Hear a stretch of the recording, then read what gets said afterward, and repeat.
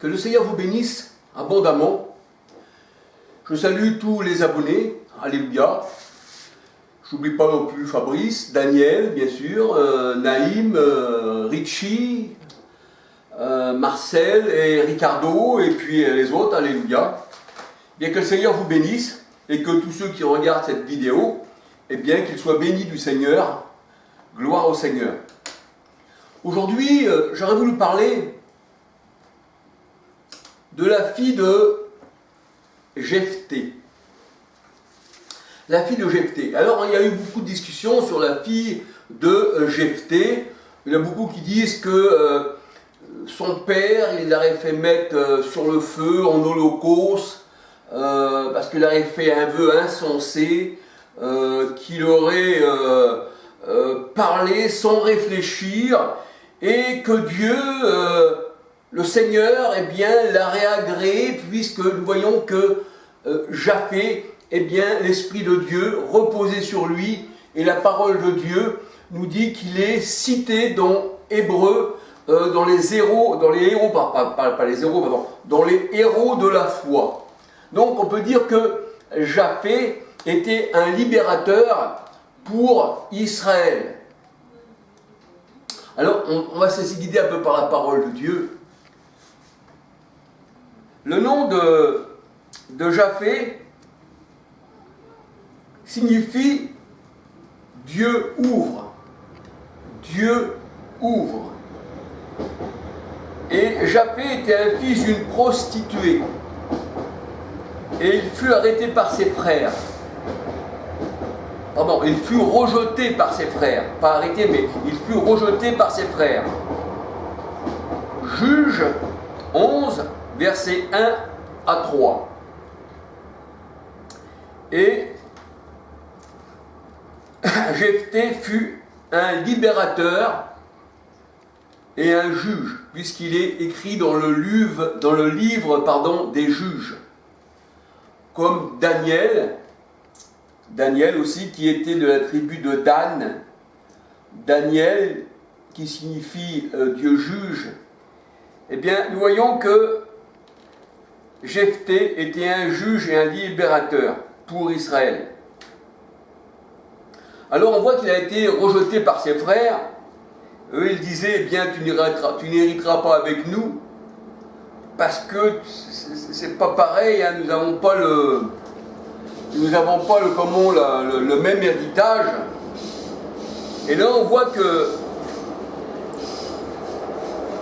Jephthé, quelque temps plus tard, étant rejeté par ses frères, les Ammonites, quelque temps plus tard, faisaient la guerre à Israël.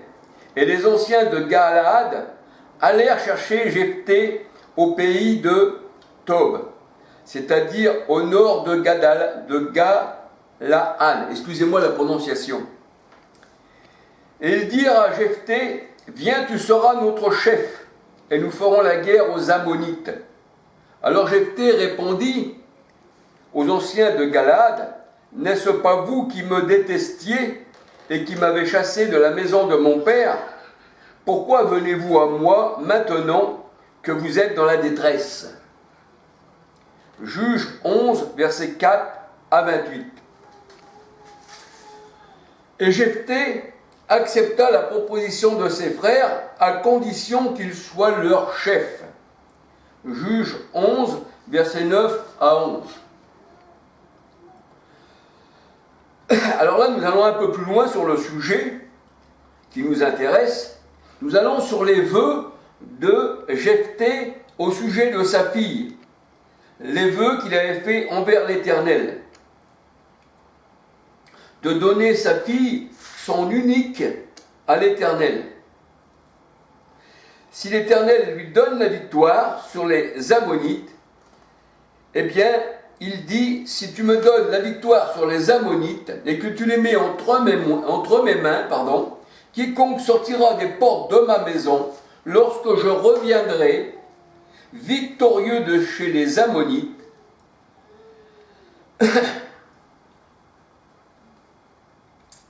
lorsque je reviendrai victorieux de chez les Ammonites, eh bien, j'offrirai j'offrirai ma fille en holocauste à l'Éternel, au Seigneur. Juge 11, versets 29, 30 à 31.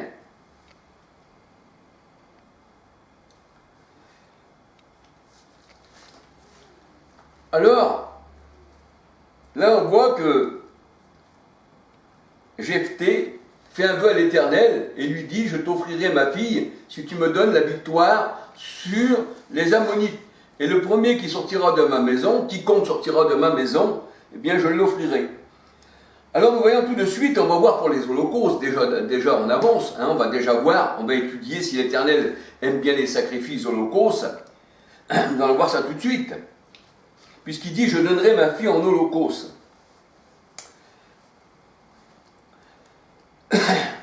Et nous voyons que pour les holocaustes, le Seigneur a un agneau de destitution, comme pour Isaac.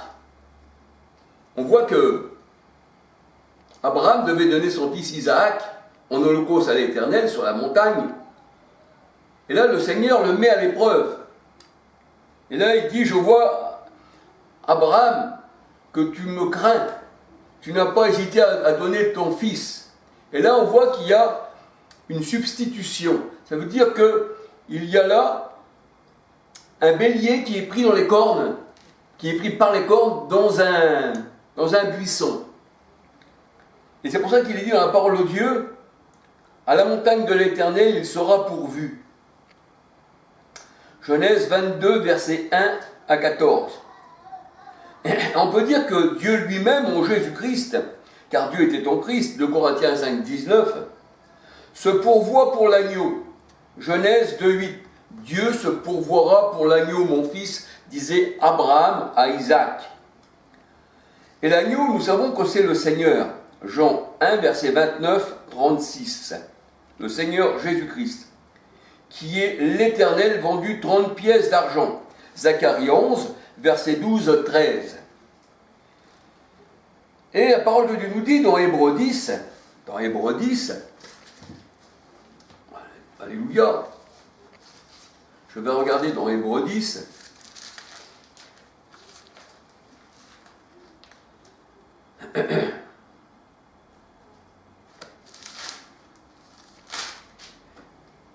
Hébreux 10, 5. C'est pourquoi Christ, en entrant dans le monde, dit « Tu n'as voulu ni sacrifice ni offrande, mais tu m'as formé un corps. Tu n'as, au verset 6, Hébreux 10, 6, tu n'as agréé ni holocauste ni sacrifice pour le péché. Alors j'ai dit, voici je viens, pour faire, ô Dieu, ta volonté. » Hébreux 10, verset 8. Après avoir dit d'abord, tu n'as voulu et n'as agréé ni sacrifice, ni offrande, ni holocauste, ni sacrifice pour le péché, ce qu'on offre selon la loi. Là, on voit que Christ dit au verset 9, Hébreux 19, « Voici, je viens pour faire ta volonté. » Donc, nous voyons que le Seigneur, eh bien, n'agréé ni sacrifice, ni holocauste.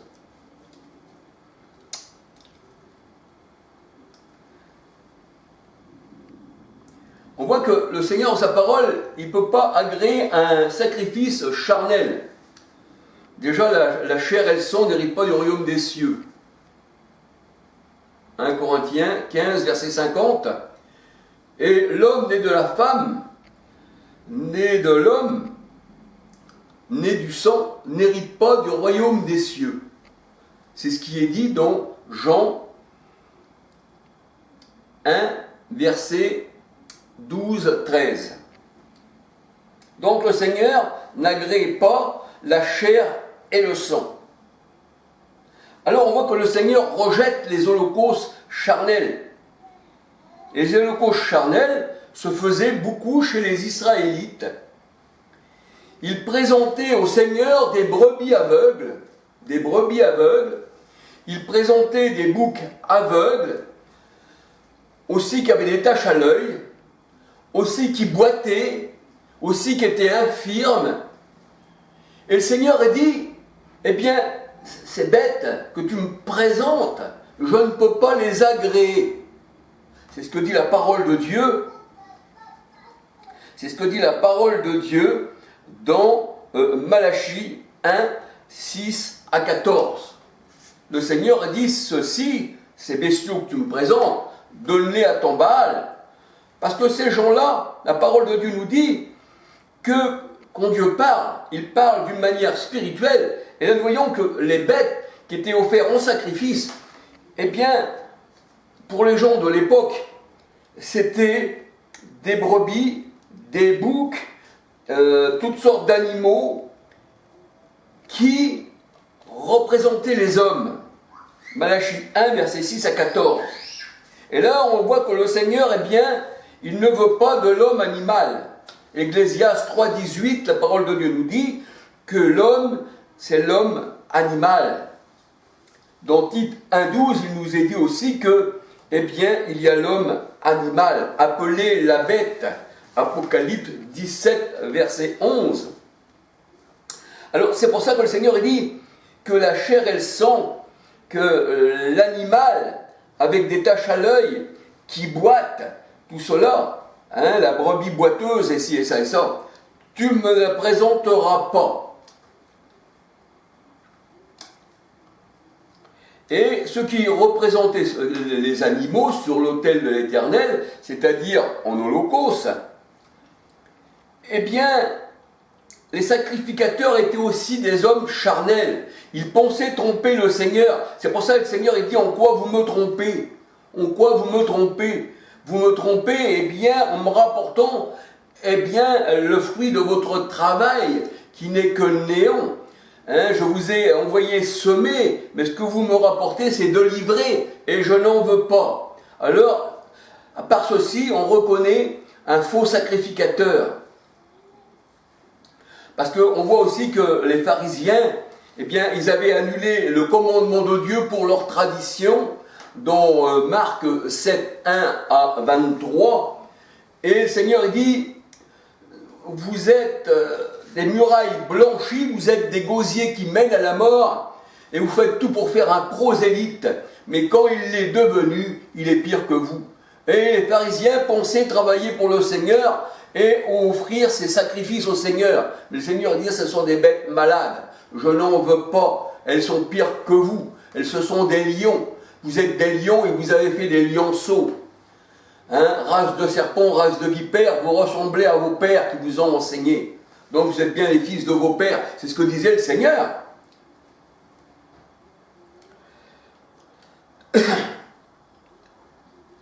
Et là on voit que dans ces temps-là, le Seigneur ne voulait pas accepter, eh bien, des brebis qui boitaient, qui ne voyaient pas clair, des animaux infirmes.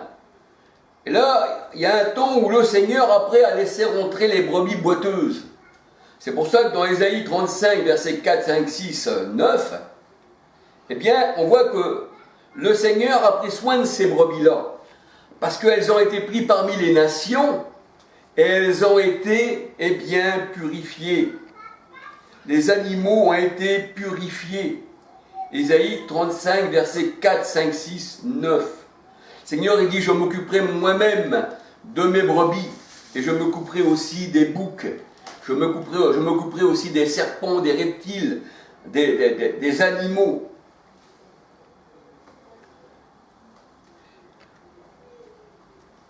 Parce que l'homme, Ecclésiaste 3, 18, eh bien, c'est la bête, c'est le serpent. Genèse 3, verset 1, Matthieu 23, verset 33. Et on peut dire que quand Pierre vit une nappe, quand il eut faim, quand il vit une nappe descendre, et qu'il vit toutes sortes d'animaux, ceci illustre bien ce qui est écrit dans Acte 10 tout en entier, et Acte 11 tout en entier, tout le chapitre. Eh bien, on voit que là, ces animaux-là devaient être donnés au Seigneur, parce qu'ils étaient malades, ils étaient infirmes, ils ne voyaient rien. Mais eux, les pharisiens, donnaient de ces animaux-là directement au Seigneur, sans passer par le sacrifice du Christ, sans la parole, sans Christ. Alléluia.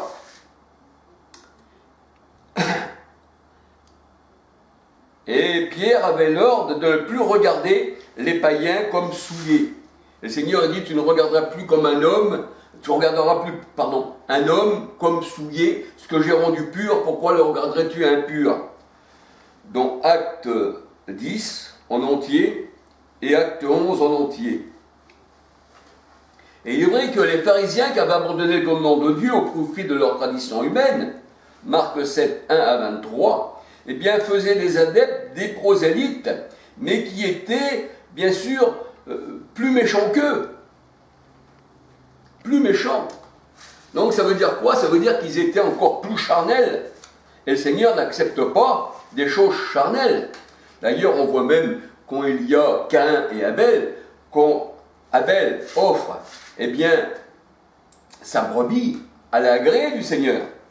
Parce qu'il donne de son troupeau. Ça représente quelqu'un qui offre la brebis au Seigneur. Et le Seigneur dit, je l'ai agréé. Mais Caïn lui donnait les choses de la terre. C'était charnel. Alors le Seigneur a dit, je ne l'ai pas agréé. Et je ne mets pas un regard favorable sur Caïn, mais j'approuve, eh bien, Abel.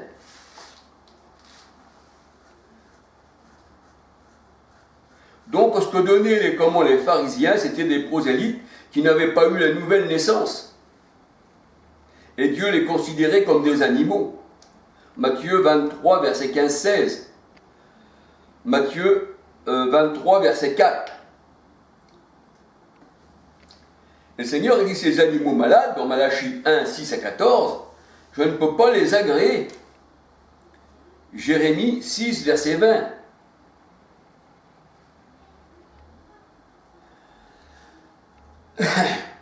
Le Seigneur ne veut pas de bêtes déchirées.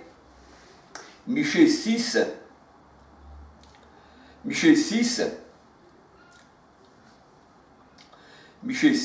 verset 6-7. Le Seigneur ne veut pas de bêtes déchirées. Michée 6, je vais lire, Alléluia.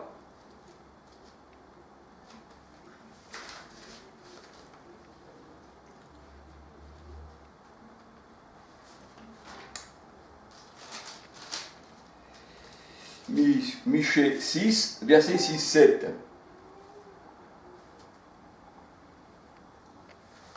Avec quoi me présenter devant l'Éternel, pour m'humilier devant le Très-Haut?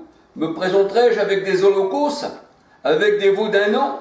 L'Éternel agréera-t-il des milliers de béliers? Excusez-moi pour la prononciation, parce que je suis un peu faible peut-être. Des myriades de torrents d'huile? Donnerai-je aussi pour mes transgressions mon premier-né? Alors on voit que l'Éternel ne peut pas agréer, il n'agrée pas les holocaustes. Et le Seigneur, la parole de Dieu nous dit qu'il ne veut pas de bêtes déchirées. Le Seigneur ne veut pas de bêtes déchirées. Malachie 1, 6, 14. Pourquoi? Parce que le Seigneur dit que les pourceaux, eh bien, il ne faut pas leur donner non plus des choses saintes à ces gens-là, qui les pharisiens présentaient sur leur autel, parce qu'ils se retournent et vous dévorent. Ne donnez pas vos peines aux pourceaux, parce qu'ils vous dévorent, ils vous déchirent, dit le Seigneur. Dans Matthieu 7, verset 6. Et le faux prophète est comme un lion, rugissant aussi, qui déchire. Psaume 17, verset 9, 14, et Nahum 2, verset 12, 13. Et on peut dire que ce sont des loups qui déchirent les faux prophètes, comme les pharisiens, Sophonie 3, 3, et Ézéchiel 22, verset 25, et on lit tout le chapitre, nous voyons que tous ces faux prophètes, eh bien, au lieu d'annoncer la parole qu'ils n'ont pas eux-mêmes, eh bien, font des prosélytes qui sont pires qu'eux, et ils pensent que le Seigneur va les agréer, comme dans d'ailleurs toutes ces religions. Protestantistes, Assemblée de Dieu, Vie et Lumière, tout ce que vous voulez, les témoins de Jéhovah et tous ces gens-là, ça fait partie de la même bande. Eh bien, ça c'est le monde. Eh bien, le Seigneur n'a pas agréé l'homme animal. Il est toujours resté animal, le Seigneur ne peut pas l'agréer de leurs mains. C'est pour ça que le Seigneur il dit dans des passages aussi, est-ce que je vais agréer de vos mains ces holocaustes? Ben non.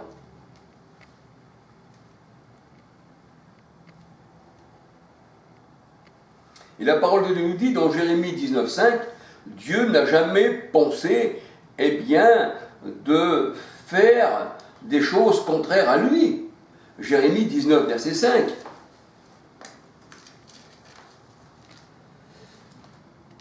Jérémie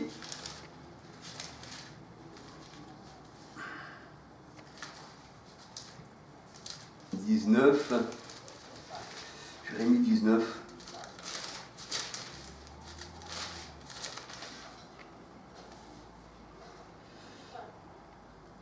Alors Jérémie 19,5, ils ont bâti ils ont bâti des hauts lieux à Baal pour brûler leurs enfants au feu en holocauste à Baal.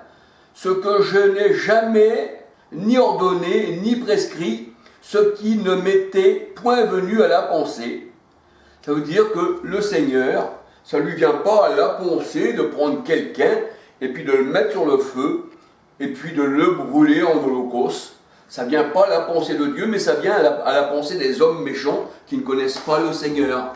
Donc ils disent, on voit même sur les réseaux sociaux, le trois quarts des gens, je ne connais pas tous, mais ceux que j'ai vus, j'ai entendus, eh bien ils disent que Jephthé avait donné sa fille en holocauste et qu'il a brûlé sa fille sur l'holocauste. Mais le Seigneur a dit ça ne m'est jamais venu à la pensée.